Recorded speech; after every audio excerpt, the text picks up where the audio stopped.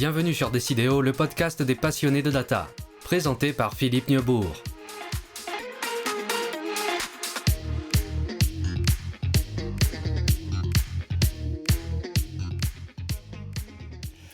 Bonjour à tous, bienvenue sur Décidéo. Nous allons parler aujourd'hui de solutions d'automatisation de la gestion des documents administratifs. Nous allons en parler avec Geoffrey Nozeran, directeur des partenariats de Dext. Geoffrey, bonjour. Bonjour. Alors on va aujourd'hui bien entendu parler d'IA, bien entendu parler de facturation électronique parce que tout ça c'est lié à la data. On peut peut-être commencer d'ailleurs par le sujet IA et données comptables. Aujourd'hui de plus en plus de départements comptables automatisent un certain nombre de leurs tâches. Quel est l'impact de l'IA sur l'organisation de ces services comptables? Et puis aussi d'ailleurs on parlera des experts comptables. Ouais, aujourd'hui c'est des services qui sont utilisés depuis plusieurs années. Si je prends l'exemple de Dex par exemple, ça fait un peu plus de 10 ans qu'on existe en France. Et donc nous, là où on utilise de l'IA au quotidien, ça va être sur l'extraction par exemple des informations. Donc aujourd'hui, vous envoyez un document à votre expert comptable, il va scanner les informations, les extraire, les transformer en écriture comptable et du coup ensuite les traiter en comptabilité. Donc ça par exemple, c'est un exemple concret qui permet au cabinet aujourd'hui de gagner du temps sur la partie de récupération, on va dire, du contenu, du contexte dont il a besoin pour faire son travail.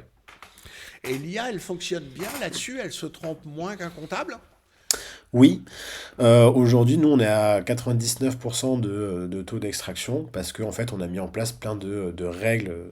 Quand on dit de l'IA, en fait, c'est beaucoup de règles qui sont créées. Donc, par exemple, on va vérifier que si on détecte que l'adresse, il y a marqué Paris dedans, on va dire, on sait que c'est en France, donc on sait que c'est d'abord le jour, puis le mois, par exemple. Et donc, pourquoi c'est meilleur? Parce qu'en fait, l'humain, si on vous met en compétition avec une IA aujourd'hui, sur 30 minutes, peut-être que vous ferez sûrement moins d'erreurs, mais en fait, l'humain, il est malade, il est fatigué, il y a des jours avec, il y a des jours sans, et ce qui fait que quand on liste tout ça, l'humain, il est peut-être à 95% de réussite, on va dire, sur l'extraction, là où l'IA peut aller bien au-delà. Et j'imagine qu'en plus, l'humain est plus lent.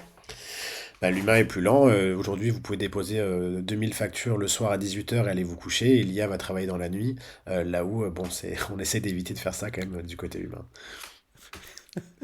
Alors, vous avez mentionné la notion de règle. Est-ce que justement, quand on dit c'est de l'IA, c'est pas un peu l'IA washing? Parce que finalement, des règles, c'est des règles. D'abord, c'est des règles que l'humain a décidées. Donc, c'est de l'automatisation. Exactement. En fait, pour beaucoup de cas, en tout cas aujourd'hui, là on arrive sur de l'IA générative, donc on commence à toucher du doigt ce qui pourrait être fait dans le futur. Mais en tout cas, aujourd'hui, quand on parle d'IA dans ce qui est déjà disponible et surtout qui est disponible et qui fonctionne bien, c'est beaucoup de ça en effet. Et donc ça va être s'appuyer sur des outils qui ont créé ces règles pour vous faire gagner du temps sans que vous ayez besoin de les paramétrer en fait. D'accord. Et vous avez mentionné les experts comptables. J'imagine que c'est la même chose dans les services comptables des entreprises. Oui, bien sûr. Aujourd'hui, on a D'accord. beaucoup d'experts comptables qui travaillent dessus, mais qui, quand ils partent dans le privé, ils continuent à faire la même chose. Bien sûr. J'imagine qu'il y a quand même quelques risques, même si on est meilleur avec l'IA qu'avec l'être humain, il reste des risques. Et moi, la question que je me posais, je me dis, mais si mon expert comptable se trompe, aujourd'hui, si un être humain de chez mon expert comptable se trompe, on va dire que c'est de la faute de l'expert comptable. Est-ce qu'aujourd'hui, si l'IA se trompe, c'est aussi de la faute de l'expert comptable ou c'est de la faute de l'IA? Réponse courte, c'est de la faute de l'expert comptable. C'est quelque chose sur lequel on est très vocal là-dessus avec les experts comptables avec qui on travaille. C'est peu importe l'outil qu'ils utilisent, in fine, c'est eux qui sont responsables du travail qu'ils produisent pour leurs clients. Et donc c'est important d'avoir les bons outils pour leur permettre de gagner du temps. Donc par exemple, si je repars sur l'extraction, ça va permettre de gagner du temps sur une partie du process, mais à la fin, c'est eux qui doivent quand même vérifier toutes les informations et c'est eux qui sont responsables. S'il y a un contrôle qui a lieu ou sur le chose, c'est l'expert comptable qui se fera taper sur les doigts si jamais le résultat n'est pas bon. Et alors, comment je contrôle ça? Ça veut dire, parce que si je refais tout à la main, ça n'a plus aucun intérêt. Ouais. Comment on fait? Pour moi, on s'appuie sur les outils qui fonctionnent bien, qui sont spécialisés là-dessus. Par exemple, aujourd'hui, quand on parle avec des experts comptables, on se rend compte que une des problématiques qu'ils ont, c'est qu'ils ont de plus en plus de clients qui remettent en cause le travail qu'ils font, parce qu'ils disent, ChatGPT m'a dit que je devrais plutôt faire ça, alors que vous me dites le contraire. Et en fait, c'est là où il y a quelque chose qui est intéressant. les outils d'IA génériques, donc ChatGPT par exemple, qui sont créés pour le grand public et qui n'ont pas de spécificité. Et après, il y a les outils utilisés par des logiciels comptables qui, eux, vont créer vraiment un contexte comptable, qui vont nourrir ce contexte des informations de l'entreprise et qui, du coup, vont être capables d'aller beaucoup plus loin dans la profondeur des conseils ou des activités qu'ils vont pouvoir faire pour l'entreprise parce qu'ils auront ce contexte-là qui va réduire le champ des erreurs. Donc il y a une vraie différence entre les IA généralistes, on va dire, et les IA spécialisées qui font moins de choses mais qui le font mieux. D'accord. Alors, deuxième sujet qu'il faut absolument qu'on aborde, parce que ça vous touche directement, la facturation électronique. Alors, j'imagine que vous avez proposé des solutions dans ce domaine-là. Qu'est-ce que Mhm. vous en pensez déjà de la facturation électronique? Ça va être une bonne chose ou quelque chose qui va rendre les choses complexes, hein? On a le droit de dire les deux. Moi, je pense que c'est une bonne chose. Donc, j'ai la chance ou la malchance, je ne sais pas, de faire partie de toutes les réunions interminables qu'on peut avoir sur le sujet. Mais je pense que c'est une chance parce que si on se projette dans 5 10 ans, c'est un petit peu comme le prélèvement à la source aujourd'hui côté de l'impôt sur le revenu. C'est quelque chose qui va quand même énormément faciliter les choses sur les déclarations TVA, etc. Donc, en termes de réduction de la pression administrative, je pense que sur le moyen long terme, ça va être une très très bonne nouvelle.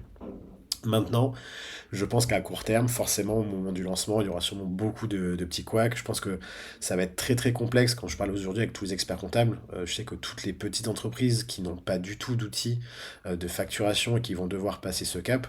En fait, quand on est une entreprise aujourd'hui qui exerce depuis peut-être 20 ans, 30 ans et qu'on n'a pas d'outils, c'est qu'on est plutôt très réfractaire à la technologie. Donc je pense que le moment du passage, ça va être très compliqué pour beaucoup de petites entreprises. Les grosses entreprises qui ont déjà des outils, en fait, ce sera juste une histoire de petites couacs techniques, mais en fait, ils ont déjà l'habitude de travailler sur des outils, il n'y a pas de souci. Mais je pense que ouais, il y aura un gros souci en septembre 2027 sur le passage des petites entreprises sur le... Donc, c'est pas pour cette année, c'est pour l'année suivante, pour ceux qui passeront dans la deuxième étape. Est-ce que ça veut dire que quand même la première année, la première vague va nous aider peut-être à régler ces problèmes-là? Je pense que la première année, alors il y aura sûrement des petits couacs, mais je pense que grosso modo, quand on va aller voir les entreprises et qu'on va dire faut choisir une plateforme pour recevoir ses factures automatiquement, bon, il n'y aura pas trop de friction sur le sujet. Euh, et en effet, du coup, ce sera plus pour 2027 sur l'émission pour les petites entreprises, où là, il y aura sûrement un sujet. Et après, sur est-ce qu'on sera capable de gérer, je nous le souhaite, mais quand je vois le nombre de cas particuliers en fait qui existent, qu'il faut être capable de traiter, etc., et qu'on n'a pas encore commencé à traiter, parce qu'en fait, il faut bien comprendre que là, la priorité du gouvernement aujourd'hui, c'est de faire en sorte que septembre 2026, là, tout fonctionne. Ils viennent tout juste de lancer le pilote, là, aujourd'hui. Euh, donc il y a déjà une question de faire en sorte que d'un point de vue technique, tout fonctionne, et ensuite, d'un point de vue législatif, s'occuper de tous les cas particuliers. Et ça va se faire vraiment au fur et à mesure et au moment où les cas vont remonter aussi dans la législation. C'est dans 6 mois. Est-ce que c'est réaliste? Oui et non. Non, je pense que oui, parce qu'encore une fois, en fait, la pression de la facture électronique, elle repose surtout sur les logiciels. C'est Ouais. aujourd'hui, côté entreprise, on n'a pas vraiment besoin de savoir comment ça va se passer. C'est juste, j'envoie une facture à mon client et mon client va la recevoir. La complexité, c'est de faire en sorte que les deux outils soient capables de, un, se trouver et deux, s'échanger la facturation. Et ça, aujourd'hui, là où c'est compliqué pour nous de voir, c'est que on a la vision sur ce que nous on fait dans notre outil, mais on sait que d'un outil à l'autre, ça va être très varié. Les équipes produits sont très variées, les budgets alloués sont très variés aussi. Donc je pense qu'il y aura beaucoup d'outils qui seront largement prêts. On voit beaucoup de nouveaux acteurs arriver aussi qui arrivent, les banques par exemple. Elles ont des énormes budgets, mais elles partent de beaucoup plus loin. Donc est-ce qu'elles sont prêtes ou pas? Donc c'est compliqué de répondre à la question. Je pense que sur le papier, ça peut l'être, mais pour être très transparent, il y a beaucoup de règles aussi qui apparaissent au fur et à mesure, qui nous demandent d'être très flexibles. Et donc je pense que les logiciels, en tout cas, qui ne sont pas armés d'un point de vue développement technologique, ça sera très compliqué pour eux d'être prêts. En Espagne, devait passer le 1er janvier 2026 et puis juste avant Noël, donc 10 jours avant, ça a été reporté d'un an. Ouais. Est-ce qu'en France, il y a des gens qui croient, qui espèrent que ça va finalement se passer comme ça? On est assez habitué quand même en France à reporter régulièrement. Ouais. Il y a beaucoup de gens qui l'espèrent encore, même quand Ouais. on parle aux experts comptables, il y en a beaucoup qui nous disent non, mais ce sera encore reporté, etc. Euh, Le gouvernement nous a clarifié que clairement, c'était pas un choix. Ils vont pas la décaler. Grosso modo, D'accord. ce qu'ils attendent, c'est entre 8 et 16 milliards de récupération de TVA. Je pense qu'aujourd'hui, dès qu'on allume la télé, on se rend compte à quel point ils cherchent de l'argent. Et Ouais. donc, c'est pas quelque chose qui a vocation à. Ils ont plutôt un discours de tolérance sur le fait de dire, il y a des sanctions qui seront mises en place, mais sur les premières semaines, on va peut-être pas les mettre tout de suite, le temps que tout le monde passe le cap. Et sinon, un bon exemple, je pense, c'est la Belgique qui est passé au 1er janvier aussi. Donc 2 semaines avant, il n'y avait que 57% des entreprises qui avaient choisi une plateforme agréée.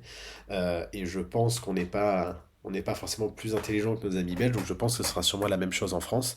Et là, aujourd'hui, je crois qu'ils sont à 90 ou quelque chose comme ça, donc ça va se faire sûrement en dernière minute. Donc en septembre 2026, tout le monde va choisir en dernière minute ce genre de choses. Et là, la problématique, la cacophonie que ça va créer, c'est que côté expert comptable, bah, un gros besoin d'accompagnement, mais qui sera sur une période très très courte. Et côté éditeur, c'est quelque chose qui s'était déjà passé en Italie aussi. J'avais parlé avec des logiciels là-bas pour essayer de comprendre et d'apprendre. Ils ont dû gérer, je crois que c'était la création de 500 000 ou 600 000 comptes en un mois. Et donc ça, bah, ça crée des problématiques d'un point de vue produit pour être capable de supporter tout ça, d'un point de vue support, accompagnement. Donc c'est des goulots d'étranglement en fait qui vont avoir lieu, même si D'accord. techniquement ils pourraient choisir aujourd'hui. Dans les faits, on sait que la plupart vont choisir en dernière minute. Donc aucune vacances pour les équipes de Dext cet été. Bah, on rigole un peu, mais en tout cas, il y a beaucoup de cabinets qui l'ont interdit déjà, et il y a Oui, beaucoup d'éditeurs aussi qui l'interdisent aussi. Nous, on est un d'accord. petit peu plus flexible, mais pour être très transparent, je crois qu'aujourd'hui, on a environ 10% de nos clients qui ont choisi la plateforme agréée Next. C'est des chiffres qui commencent à s'accélérer un peu, mais en fait, on sait d'avance que là, on rentre dans la période fiscale, période chargée, donc ça va sûrement se calmer un peu, et donc ça va être très, très last minute. Vous avez mentionné tout à l'heure les milliards de TVA qu'on espère récupérer du côté administratif. Ouais. Ça veut dire aussi la facturation électronique, plus de transparence, un contrôle administratif plus poussé, l'État qui s'initie partout. Est-ce que de ce point de vue-là, c'est vraiment bon si on se place du côté de la peut-être de la démocratie, de la liberté d'entreprendre, etc. Question complexe. Il n'y a pas de. Je pense que si. Moi, je pense qu'il y a toujours de la nuance. Donc, c'est d'un point de vue. Si on ne triche pas, on va dire, avec les lois, etc., bah forcément, il y a du bon. Et je le redisais tout à l'heure, c'est surtout le côté simplification administrative. Moi, par exemple, je suis très content qu'il y ait le prélèvement à la source sur mes impôts parce que ça me facilite énormément ma déclaration d'impôt. Et vu que je triche pas dessus, bah, ça me va très bien que tout soit automatisé. Maintenant, en effet, ça peut poser des questions sur se dire est-ce qu'à quel besoin ils ont besoin de tout savoir, tout contrôler. On peut se poser des questions sur si demain la démocratie est menacée par certaines personnes qui arriveraient au pouvoir. Ça peut poser en effet des questions. Et oui, c'est vrai. Donc, je suis plutôt partisan de c'est pas tout blanc, c'est pas tout noir. C'est un mix des deux. Il y a des plus, il y a des moins. Et puis voilà. Alors, un dernier sujet, parce que chez Décidéo, on parle beaucoup de data. Moi, j'essaye toujours de présenter la facturation électronique non seulement comme une obligation réglementaire qu'on va subir en rechignant, mais peut-être comme l'opportunité également d'avoir accès à plus de données, peut-être de mieux comprendre son business, de les analyser, etc. Ouais. Aujourd'hui, je vais récupérer beaucoup plus de données que ce que j'ai quand je me contente de saisir une facture papier. Comment est-ce qu'on peut expliquer ça aux entreprises et comment est-ce qu'une solution comme la vôtre aborde ce sujet un peu plus positif? Je pense qu'aujourd'hui, la plupart des entreprises, par exemple, elles récupèrent leur bilan en avril ou en mai, en parlant avec leur expert comptable.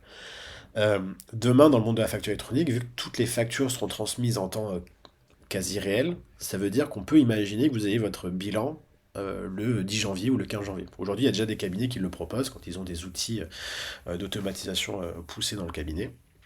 Et c'est des choses qui permettent de le faire. Donc en fait, demain, ça veut dire qu'en temps quasi réel, vous allez pouvoir vous connecter donc, sur votre plateforme où vous recevez vos factures.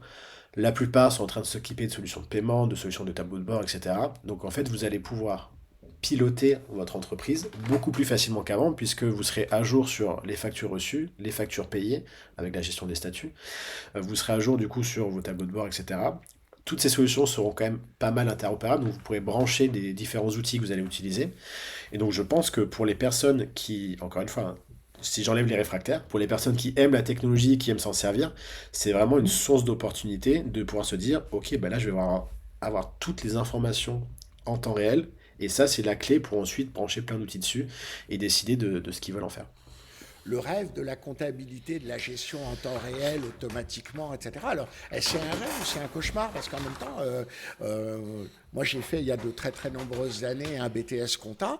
Le jeune qui fait un BTS compta aujourd'hui, est-ce qu'il a encore de l'avenir ou son métier est mort?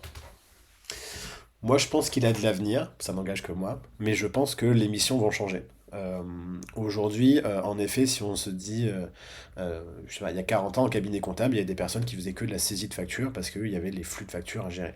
Bah, ça, en effet, c'est un métier qui va avoir tendance à disparaître.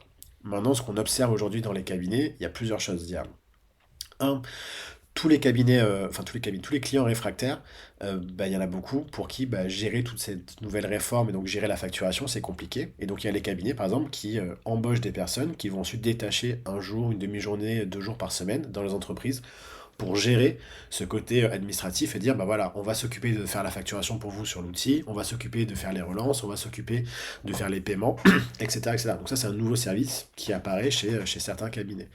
La deuxième chose, c'est qu'aujourd'hui, euh, je pense que tous, on n'aime pas avoir une réponse d'un chat ou quelque chose comme ça. On aime avoir un contact humain qui, justement, on en parlait tout à l'heure, lui va prendre la responsabilité de dire, si demain il y a un problème lié à cette décision, c'est moi qui engage ma responsabilité.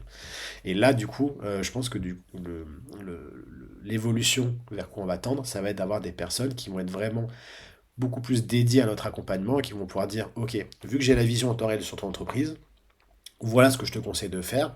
Donc là, par exemple, je sais que la semaine prochaine, tu dois verser tes salaires à tes employés.